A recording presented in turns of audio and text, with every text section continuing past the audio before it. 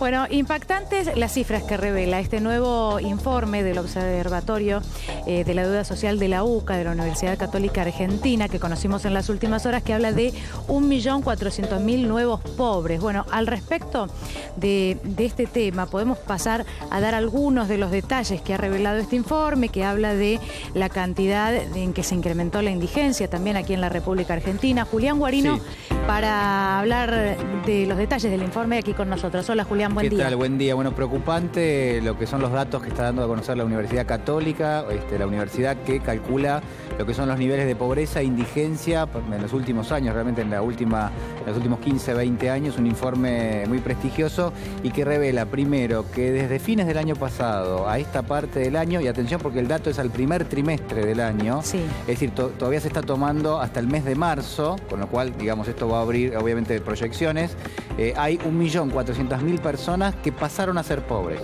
que no lo eran y que pasaron a ser pobres. ¿Cómo se determina esto? Bueno, hay una canasta que es una canasta básica que contiene alimentos y tiene además determinado tipo de gastos que puede tener una familia tipo, por ejemplo, luz, gas, transporte y vestimenta. Entonces, con todo eso se hace una cuenta teórica que es, bueno, ¿cuánto necesita una familia tipo para no caer en la pobreza? Y esta cuenta da 11.380 pesos. Por hogar, remarquemos esto, son 11.000 pesos por hogar. Bueno, ahora, con ese número... Vos fíjate una contradicción. Sí. El salario mínimo vital y móvil desde junio es de 6.800 pesos. Sí. En septiembre va a aumentar a 7.560 pesos. Sí, en enero llegará a los 8.060. En enero. Sí. Si imagínate vos que un salario mínimo vital y móvil no te alcanza ni para empezar. No, y aparte ahora les voy a dar otro dato con respecto a lo que es el nivel de indigencia, ¿no? Que es de 4.944 pesos, lo que es la canasta básica alimentaria, es decir, se hace lo que es la cuenta puntualmente de la cantidad de alimentos necesarios para una familia tipo. ¿Y te da cuánto? 4.944 pesos, que es prácticamente lo que es la jubilación mínima. Y no pagas nada, o sea, no pagas ni luz, ni gas, comés. No, es un cálculo teórico, digo, para tener en cuenta, una familia necesita mucho más que esto. No, pero obvio, pero digamos, dentro de la teoría, con esa plata solamente comés. Claro, si una familia tiene menos recursos que eso, directamente ya está en un nivel de indigencia. Bien. Bueno, Julián, estamos en comunicación con Eduardo Donza. Él es parte de este equipo de investigación para que nos dé más detalles. Donza, buen día. Aquí Antonio Fernández Llorente, Julián Guarino y Daniela Ballester, los saludamos. Buenos días, gracias por el contacto. Buenos días, gracias a usted. A ver, nos cuenta un poquito qué es lo más importante o lo más impactante, ¿no?, de este informe que ustedes acaban de dar a conocer. Sí, con lo que parece como lo más impactante como noticia es lo que ustedes comentaban al principio, ¿no? El incremento de un 29% de la población en situación de pobreza a un 32% entre diciembre y el mes de abril, ¿no?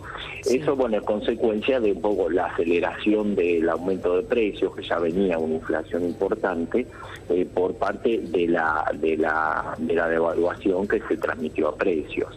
Y eso no llegó a compensarse con los aumentos de asignaciones familiares, de asignación universal por hijo, eso por ley, de jubilaciones y pensiones, y también, bueno, por decreto del Poder Ejecutivo, la ampliación del porcentaje de trabajadores que cobran la asignación por hijo. Eso desde el punto de vista periodístico, ¿no?, como lo más impactante. Ahora, lo que también, lo muy importante, es que hace muchos años que venimos con niveles de pobreza, medidos tanto a nivel de población como de hogares, muy altas, ¿no?, cercanos al 30%. Que la salida de la crisis del año 2001-2002 cuando teníamos un 52% de población en situación de pobreza, mejoró mucho hasta los años 2009-2010 y después se estancaron las mejoras. Entonces, eso que nos abra para hacer algo más trascendente que la noticia la noticia del momento, es que hay un problema estructural con la pobreza. Y como ustedes lo asociaban recién al mercado de trabajo, eso está muy asociado a un mercado de trabajo que es muy precarizado, ¿no? Eduardo, que para salir de la pobreza es necesario que mejore el mercado de trabajo, ¿sí? Eduardo, Antonio lo saluda. Eduardo, pero sí, ¿qué tal? Hoy un jubilado es casi un indigente. no cae, claro, técnicamente no cae en la indigencia, ¿no? Pero cuando uno estudia los datos así, porque lo que estamos hablando ahora es una forma de medir la pobreza, un indicador de pobreza que es por ingresos, ¿no? Que es también muy débil, ¿no? Que nos deja fuera un montón de cuestiones de otras dimensiones, ¿no? Como la calidad de la asistencia médica, lo que es las condiciones de la vivienda, participar del sistema de seguridad social. Para eso desarrollamos también que se presentó otro índice multidimensional de la pobreza. Sí.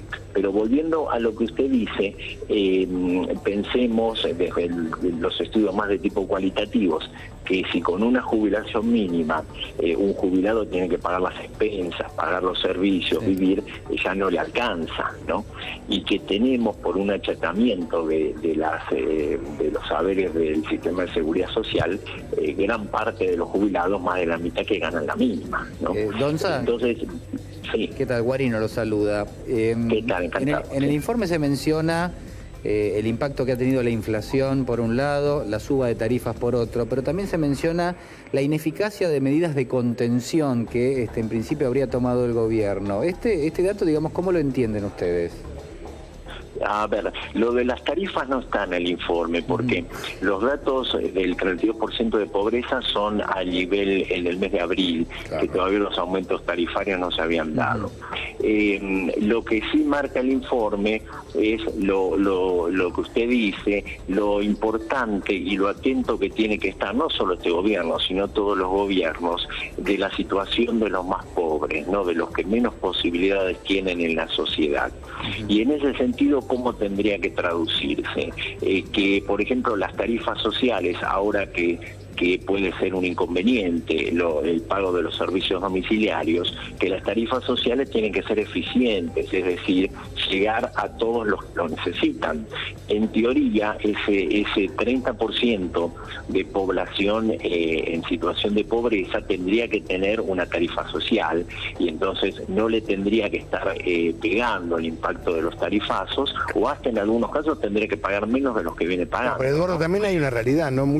Pasa muchas veces que dentro de este universo que usted está describiendo, hay mucha gente que no le llega el gas, por ejemplo, que tiene que comprar una garrafa. Eso, claro, a eso iba yo. Como encarece más la vida eso.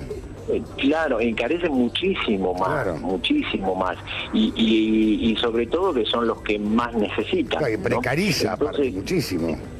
Claro, limita también las posibilidades de cocción de las comidas, entonces eso limita también los tipos de comidas que van a hacer, redunda eso muchas veces en una mala alimentación, en una calefacción inadecuada que genera enfermedades. La mala nutrición es clave también, la mala nutrición, la mala hidratación por falta de agua, y a futuro esto genera una consecuencia tremenda. Eso mismo, cómo se van concatenando hechos que no son indicadores aislados, sino que se dan en la misma población y que van potenciando la adversidad futura, porque muchas veces después hasta para insertarse en el mercado de trabajo puede tener problemas que no pasa el control preocupacional. Donza, es decir, lo que tratamos... Sí. Pero, bueno, ahora que mencionamos las proyecciones a futuro, porque me parece que esta es una de las partes importantes también del informe, si bien sabemos, y usted lo resaltaba, es importante decirlo, no se llegó hasta esta situación de la nada o en 3 meses. Tal vez la peor parte es que las proyecciones a futuro no son alentadoras, al contrario, son más preocupantes. Digamos que ya nosotros siempre lo consideramos así, porque desde hace muchos años, porque pensemos que toda la malversación de datos que realizó el Instituto Nacional de Estadísticas y Censo, que todavía no se pudo solucionar, empezó en el año 2007, y nosotros en esos momentos ya empezamos a marcar que había una parte importante de la población que estaba en una situación o de riesgo o pasándola mal, por diferentes indicadores. Uno era de la pobreza del que estamos hablando.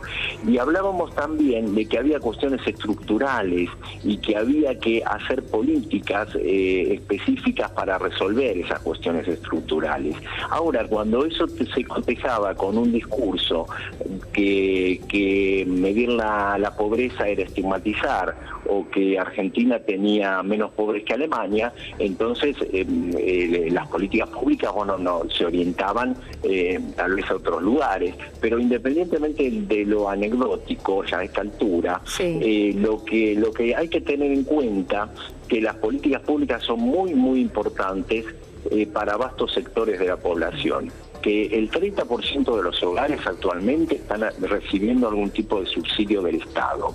Y es decir, esos subsidios tienen que continuar, tienen que profundizarse y hacerse más eficientes, ¿no? Ahora, Eduardo, porque también hay una realidad estructurales. Hay una realidad laboral que ha cambiado enormemente, notablemente. Y hoy en día, ya prácticamente la tecnificación, la modernización hace que las fábricas requieran mucho menos trabajadores. Por ende, va a haber el día de mañana gente que no ha logrado las herramientas necesarias para enfrentar un futuro tecnológico, van a encontrarse sin trabajo, con una profesión o de albañil o cosechando, y ya inclusive ni cosechando porque se está terminando la zafra, por ende se quedan sin trabajo.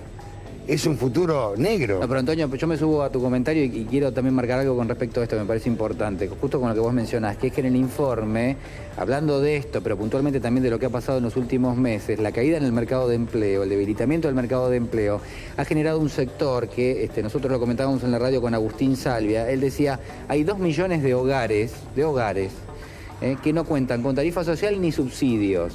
Y nos describía, y esto le quiero preguntar también a Eduardo, digo, existe en ese grupo de familias la realidad de que muchos de ellos tenían acceso al mercado de empleo y tenían una determinada ocupación, tenían changas, de alguna manera con eso se sostenían y por esa razón no tenían acceso a la tarifa social porque directamente les interesaba más tener trabajo que tener el acceso a un plan, y hoy esas familias están en una situación más crítica.